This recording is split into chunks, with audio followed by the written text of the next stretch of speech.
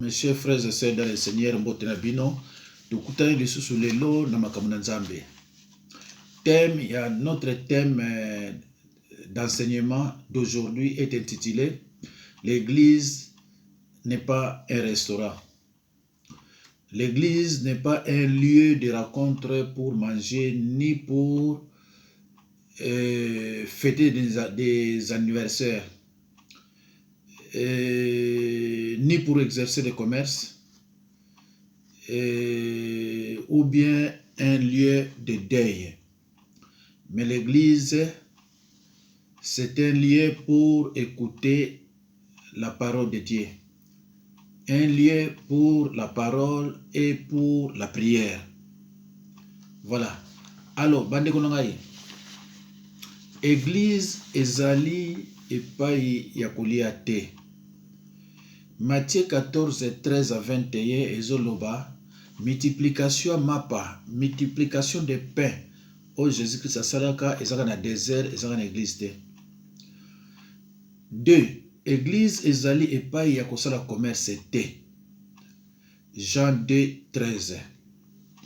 Jean 2, 13 à 17.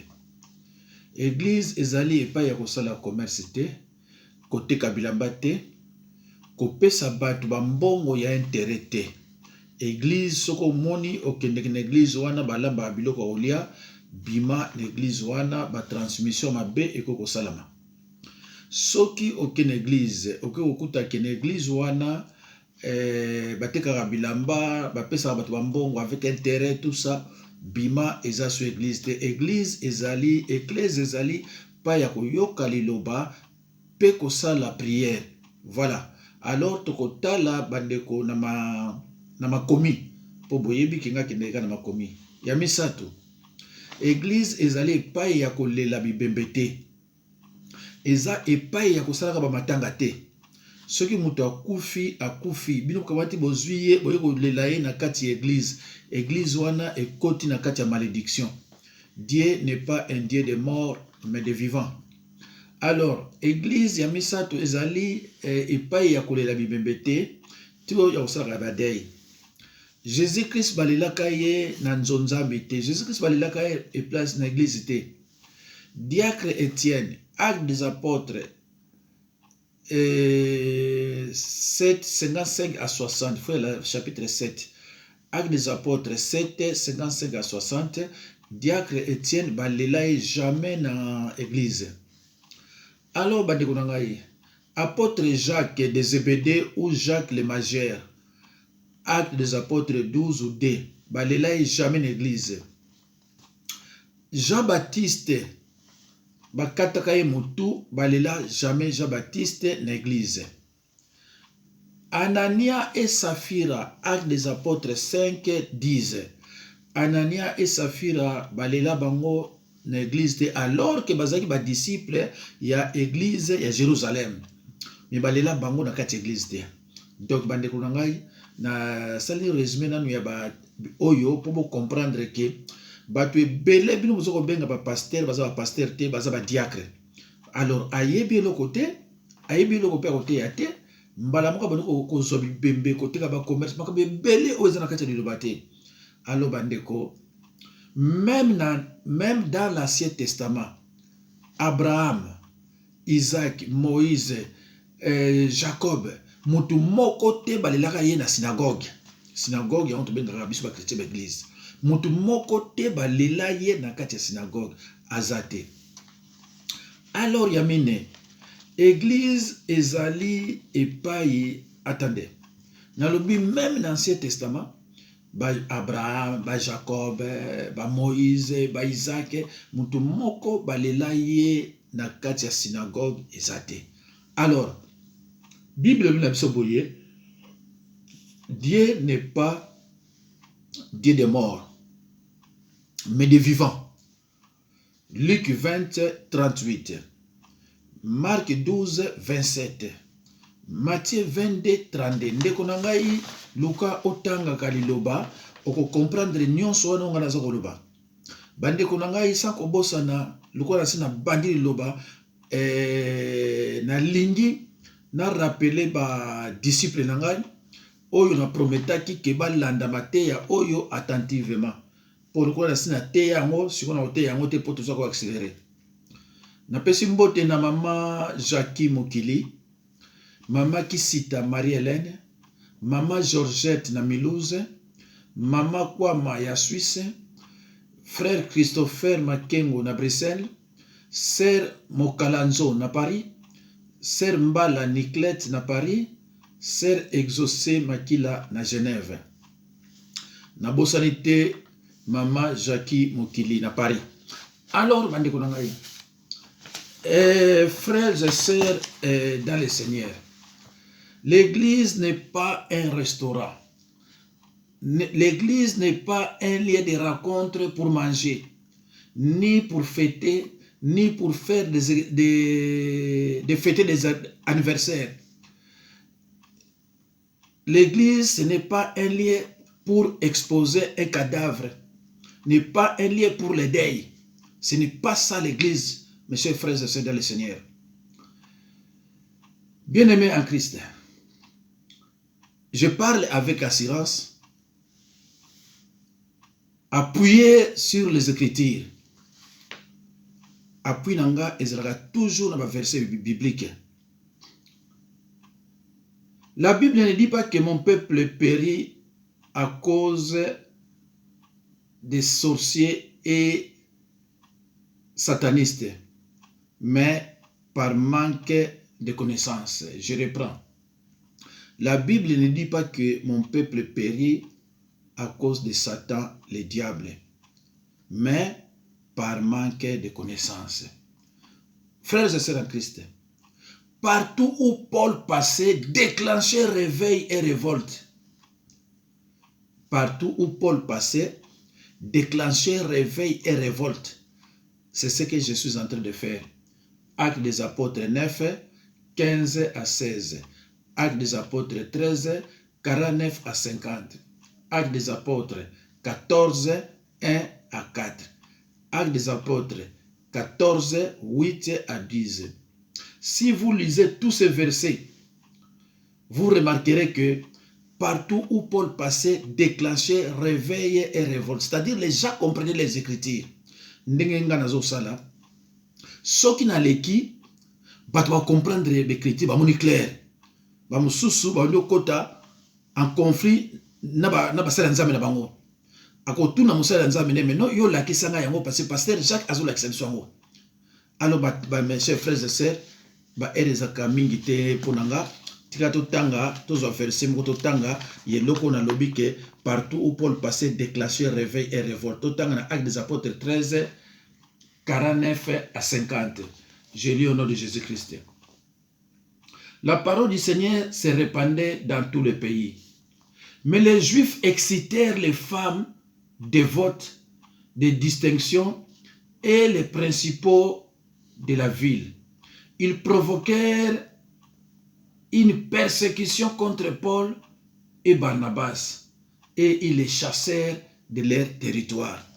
Bandeko, Paul, tant qu'on teya, bato comprendre l'ilobeza nini. Alors, bato bani ko révolter parce que mutu so comprendre il faut révolter. Ce que je conseille il faut révolter. Netinga. Et balobi nini ba excité basi pona ba bebi sa makambo ya Paul na Barnabas. Bo bandeko, pona ngai baza ko exciter ka banani kaka basi.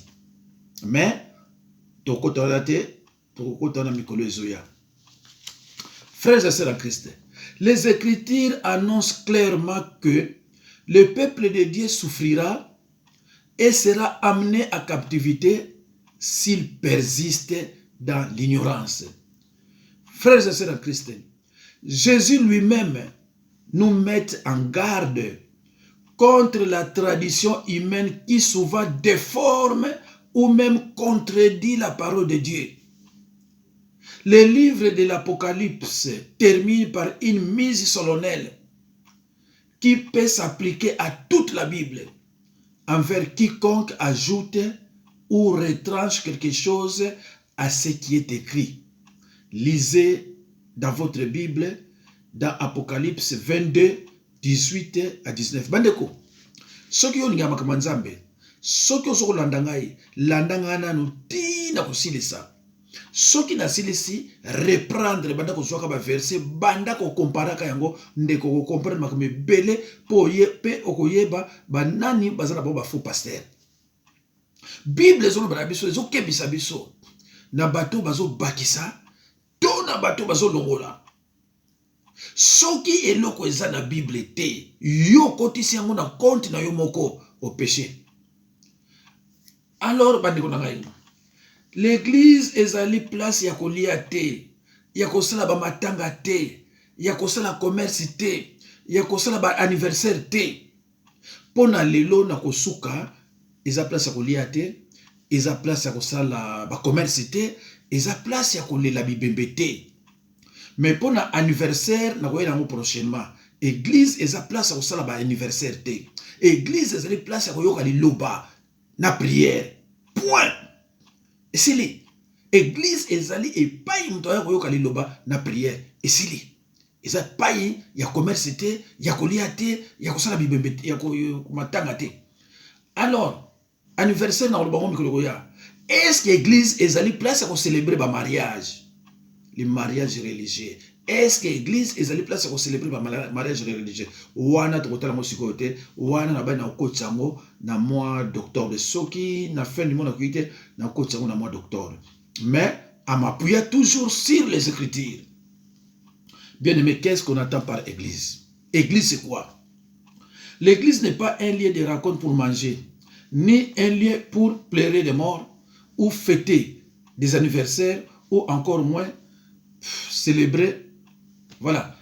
Jésus, l'église est le corps du Christ. C'est-à-dire l'ensemble de tous ceux qui ont accepté Christ comme Seigneur et Sauveur, sans tenir compte des races, des tribus et des langues. Apocalypse 7, 9. Selon la Bible, mes chers frères et sœurs, selon la Bible, nous avons deux sortes d'églises. L'église universelle et l'église locale. 1. L'église universelle. Acte 7, 48. Mais le Très-Haut n'habite pas dans ce qui est fait de mains d'hommes. Elle n'est pas un édifice, c'est-à-dire elle n'est pas un bâtiment, ni une dénomination. L'église universelle, eza église oyo nzambe azalaka kuna te oyo tongami na maboko ya bato babengi yango église universelle. Donc ezali pe na dénomination te ke onga za église catholique onga za boye te. Yango na balobaka église eza motema. Na rappelez bino, l'église universelle c'est l'église qui est invisible. Siko bandeko na ngai bino soboyebi ke sataniste moko abimaka awa na Bruxelles alobi bokende beglise te, beglise wa bâtiment te, beglise wana nzambe azalaka kuna te, balobi yango awa na Bible et tout ça. Bandeko na ngai eza mawa tango satana aza kotinda bato na ye baya kokosa bino pe bino bandeko ndima bango. Ye azwaki verset oyo ya Actes des Apôtres 7:48 oyo elobi ke mais le Très-Haut n'habite pas dans ce qui est fait de mains d'hommes. Il n'est pas un édifice, il n'est pas un bâtiment, ni une dénomination. Bandeko, ye siko tanga mona ki verset oyo atiango sikoyo l'église locale, l'église à bâtiment. Parce que ye ayebi na yebite. Yo pe mtolanda ki ye oyebite. Bato ebele akimisaki bango ba église. Pona nini apesi bino ba interprétation moko oyo ye moko oyo kutuke ye ayebi na yeli lobate. Et na bato basala ba université, na bato basala ba classe ndenge na ndenge balandaka ye au monde ba ville musu 100,000.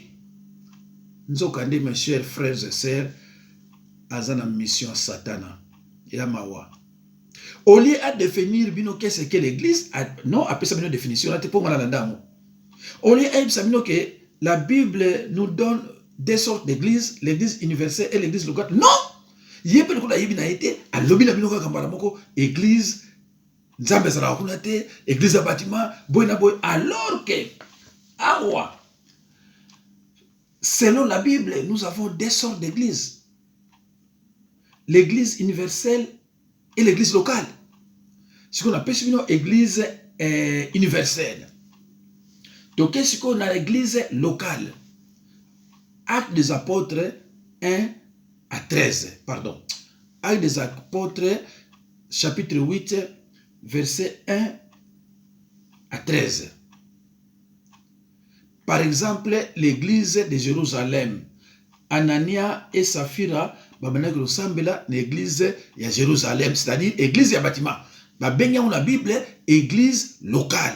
Si vous avez expliqué bino ngote. Mais ayeba ki azana mission ya kokimisa bino na l'église, ya kokimisa bino pa pasteur abandaki na bino ndenge nini. Ah, d'ailleurs, ba pasteur na bino bakosa bino, atare bino nanu. Ambia bani yangu. Dimba pesa kate. Église ya bâtiment nzambe ya kate. Yo pe lokolo lingali lo bate. Musano ka ko lulukula ba pasteur makasi. Ambrouiller bino pe malamoko. Siko nga naza expliquer bino l'église universelle na église locale. Mate ya lelo ezali makoma kolia na église te banini te mais na lingina na expliquer bino muke que toza na deux sortes d'églises. L'église universelle na église locale. Église locale eza église oya ba bâtiment ba église oya ndako. Na pesi bino par exemple Anania et Saphira bazalaki ba disciple l'église ya Jérusalem. Mususu kuna azalaki Damas alaki na église mususu. Alors bandeko na ngai. Si l'église, écoutez, la Bible dit, si l'église est petite, elle peut se réunir à la maison, Matthieu 18, 20. Si l'église est petite, elle peut se réunir à la maison, Matthieu 18, 20. Nulle part dans la Bible, Paul fait-il référence à l'église de Dieu en termes dénominatifs? Romains 16, 5. Yokana Romains 16, 5 nengalobing. Saluez aussi l'église qui est dans leur maison. Boyoki. Alors, l'église au Boyokaka. Oh, église Pentecôte. Oh, église du miracle de tel.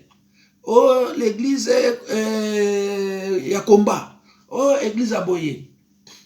Na Bible ezate. Oh, église Adeway. Oh, église évangélique Ingandi. Oh, na Bible ezate. Oyoki Paul na Romains 16, 5. Saluez aussi l'église qui est dans leur maison. Voilà. Netingai. Dans un ministère, il y a parole. Parce que le ministère de délivrance est raté. Dans un ministère, il y a parole. Mais dans le ministère de parole, délivrance est allée. Donc, nous sommes dans l'andaka, nous sommes dans la Bible. Dans l'andaka, tant que l'église n'est pas là, nous avons une église. Église de Jésus-Christ à la rose. Et c'est dit. Oh, église de combat. Oh, église de Dewey. Oh, église de Boye. Oh, église de Bima. Oh, église de Boye. Dans la Bible, nous avons exaté.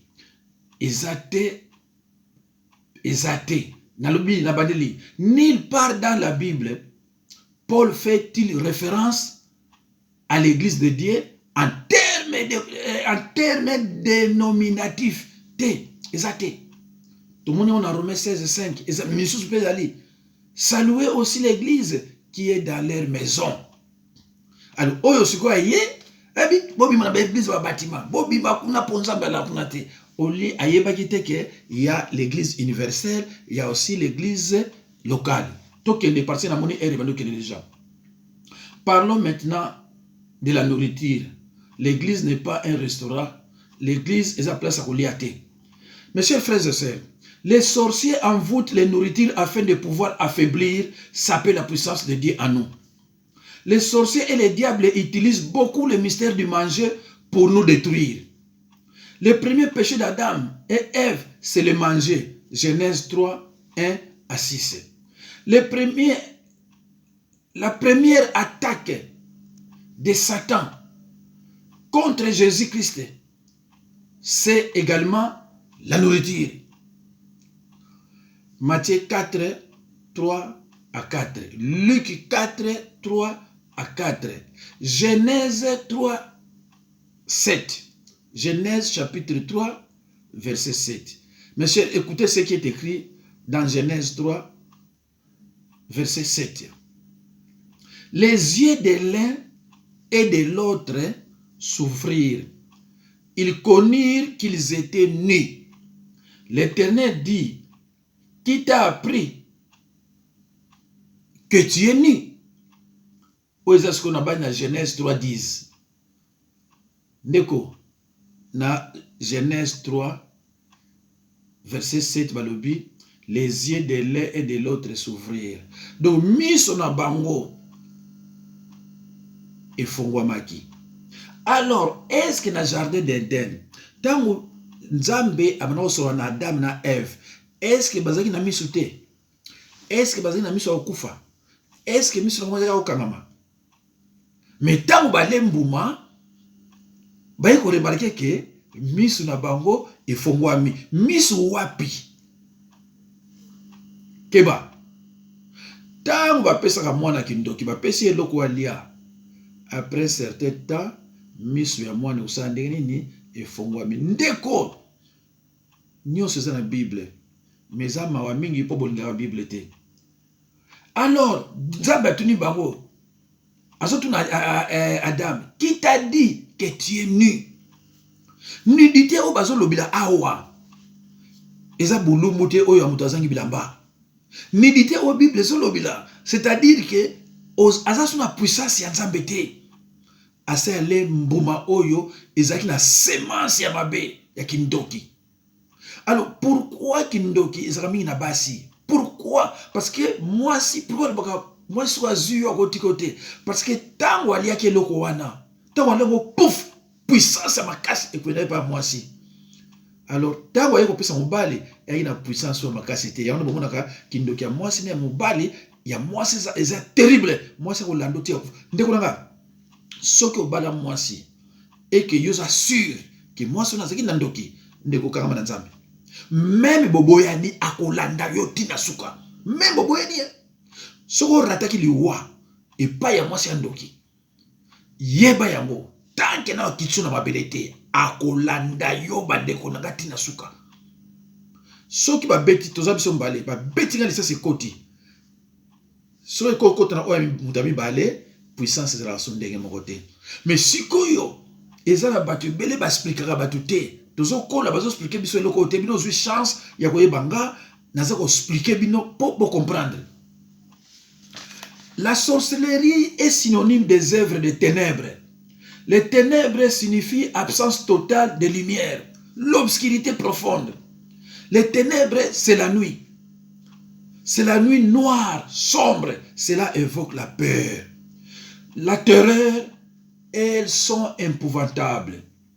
La sorcellerie est une force très dangereuse que Satan déploie pour détruire les enfants de Dieu.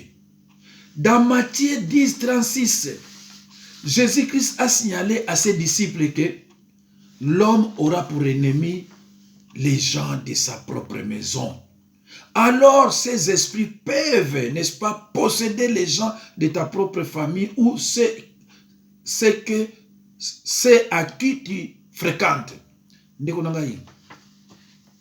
Tango yo ken église, tango yo ken na muziki, tango okoto ya kabatu, batu wana nyonso babengi bango les gens de ta famille. L'homme aura pour ennemi les gens de ta propre famille. Et c'est la famille te obotami na bango be famille élargie. Non, na pa yo ken pas muziki, na e pa yo okoto yaka. Oyo ebisaka bango ba secret na yo ndako. Oyo ebisaka bango makambo mobile na yo. Oyo kino ebisaka bango makambo ya mwasi na yo. Batu wana nyonso e pa ipasi na yo ndeko na ngai ekouta. Alo bandeko ba erezo kende na yebite so na kosilisa. Faites très attention à la nourriture envoûtée. C'est du poison. En définitive, lisez dans 2 Jean. Non, verset 1. Mes excuses. Faites très attention à la nourriture envoûtée. C'est du poison. La Bible dit, soyez mes imitateurs. 1 Corinthiens 11, 1. Ephésiens 5, 1. 1 Pierre 2, 21 à 24. Paul, Pierre, soyez mes imitateurs.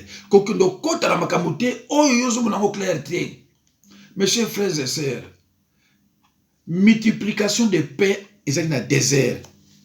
Jésus a multiplié le pain, ils sont dans l'église.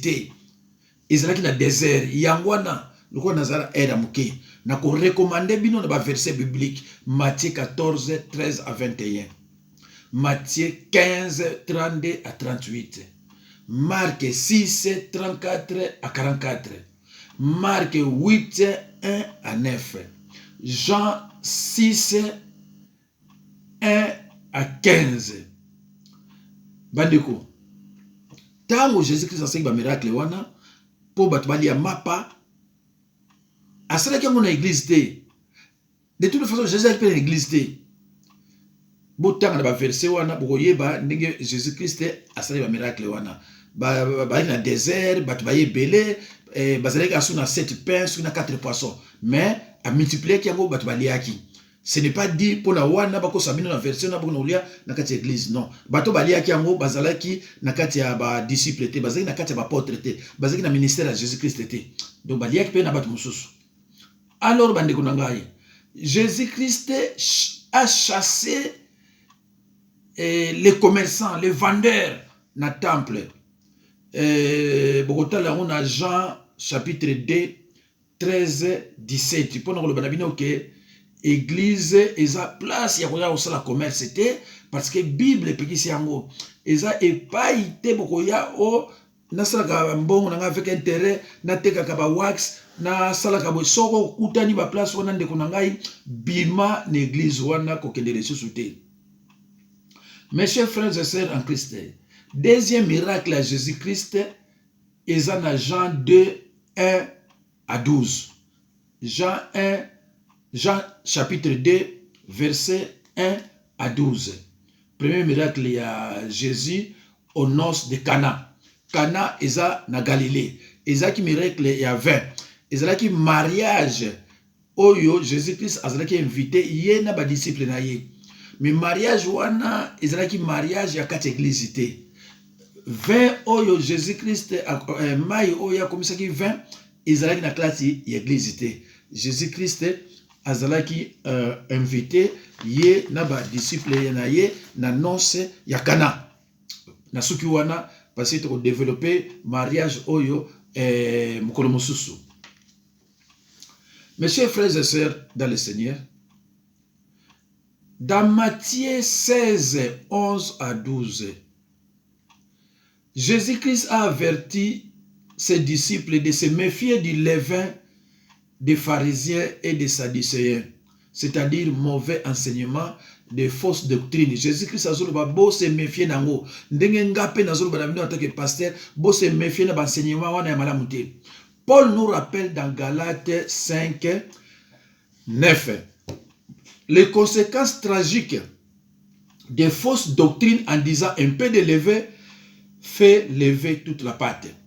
Bomonaki mutu oyo akosaki bino pour na église alobi yango avec un voûtement. Bino nyonso bozion epanzani partout et nzambe zakana l'église a bâtiment te nzambe bato ebele batiki l'église. Mais nani Jésus-Christ dans Matthieu 16, 11 à 12 a averti ses disciples de se méfier du levain des pharisiens et des sadducéens, c'est-à-dire de se méfier d'un mauvais enseignement et de fausses doctrines. Paul aussi nous rappelle dans Galates 5, 9 les conséquences tragiques des fausses doctrines en disant un peu de levain fait lever toute la pâte. Bien-aimé en Christ, il faut s'opposer à l'enseignement qui n'est pas en accord avec la parole de Dieu, quelle que soit la personne qui l'enseigne. Mais cette opposition doit être faite dans l'amour avec douceur, mais avec fermeté aussi. Paul donne à Timothée quelques conseils. 1 Timothée 5, 1 à 5. Dans 2 Pierre 1, 20 à 22, la Bible dit: aucune prophétie de l'Écriture ne peut être objet d'interprétation particulière. C'est un péché. Il n'a pas compris. Il faut détruire Bino. Donc, à sali interprétation particulière, oyo e wuti e panaye. Bandeko, bokeba. Concernant les morts, la Bible dit dans Luc 20, 38, Dieu n'est pas Dieu des morts, mais des vivants. Marc 12, 27, Matthieu 22, 32. Bien-aimés en Christ, la Bible dit dans Hébreux 13, 9, ne vous laissez pas enseigner par des doctrines diverses, étrangères, car il est bon que les cœurs soient affermis par la grâce et non par des aliments qui n'ont servi de rien à ceux qui s'y sont attachés. Et il faut s'opposer à l'enseignement qui n'est pas en accord avec la parole de Dieu, quelle que soit la personne qui l'enseigne. Bandeko nangai nasuki wana bomoni ba verset mususu azo ba umbango parce que oyanga eza